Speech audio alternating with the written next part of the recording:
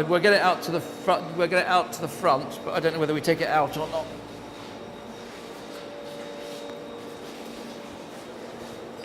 Jesus Christ. Just put it here for now.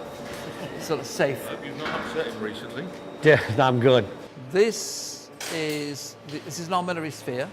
It was devised by Ptolemy, the Greek philosopher astronomer, about 250 AD. And it was the first thing that brought me into making metalwork for decorative, ornamental purposes, was an armillary sphere. I was home alone with my 2-year-old daughter, running out of money. I'd sold my theatre boat, which I'd been travelling around Europe on for 10 years. And if I was an actor, I would have been resting. But as it was, I didn't quite know what to do next. So 2-year-old daughter, no money in the bank, slightly worried. And a friend turned up from France, opened the doors of his van, showed me a rather nasty 1920s armillary sphere, had a cup of coffee, went off to sell it at an antiques fair. And by the end of the day, I'd gone to Oxford, to the Museum of the History of Science, bought a book, taken some measurements, bought some metal, and with very rudimentary metalworking skills, for no other reason than I just was obsessed. It's a bit like that scene in Close Encounters of the Third Kind. Where he's making a volcano. Yeah, he can't. I couldn't stop. And at the end of it, I was lucky enough. The actor Jeremy Irons I was making it on the front steps of my cottage, the rent for which I couldn't afford. And Jeremy Irons went backwards and forwards every day, and he saw it evolving.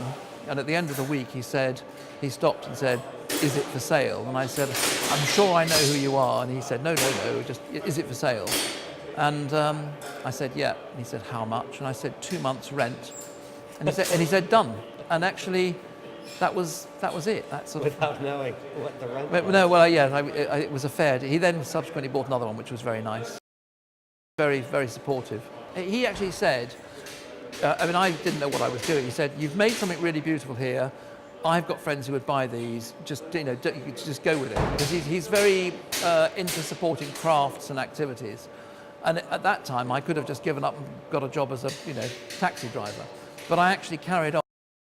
We just got the Queen's Award for Export. We employ 30 people and sell all over the place. And look where you are now. Well, still getting grubby hands. And well, this one we saw being welded. This is a filium, and I've always liked the play between positive and negative, openness. The armillary sphere is about gaps, metal, air, void, mass.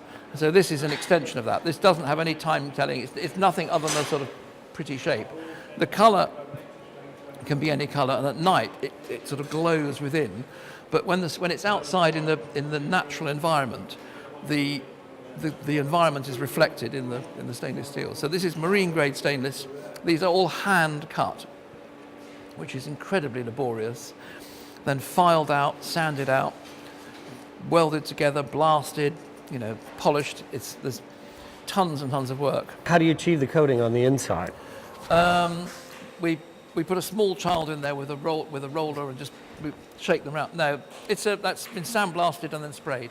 The ones we do with gold they're bronze. We took bronze petals, dished them very slightly, applied them to a sphere, welded them all together, and then separated them, sandblasted, gold-leafed, patinated.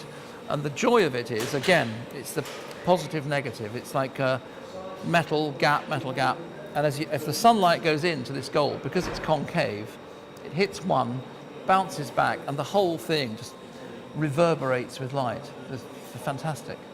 And generally, when we show them, everyone says, "Where's the light?" And it's the light of the heavens. In fact, if you can imagine it, we made it in the workshop here, finished it off. It was all gold leafed. It was all ready to go. We carried it outside, and big welders, fabricators, all stood back and went, "What is that? What did that?" And then you suddenly thought, that's why people went to war for gold, because it's magic. It's absolute magic. And if you do it with paint or something else, it doesn't. Have we done one with real gold yet? We do not the whole thing, but the inside is gold. It's 23.5 carat gold. That's why. And anything less, it just doesn't quite work.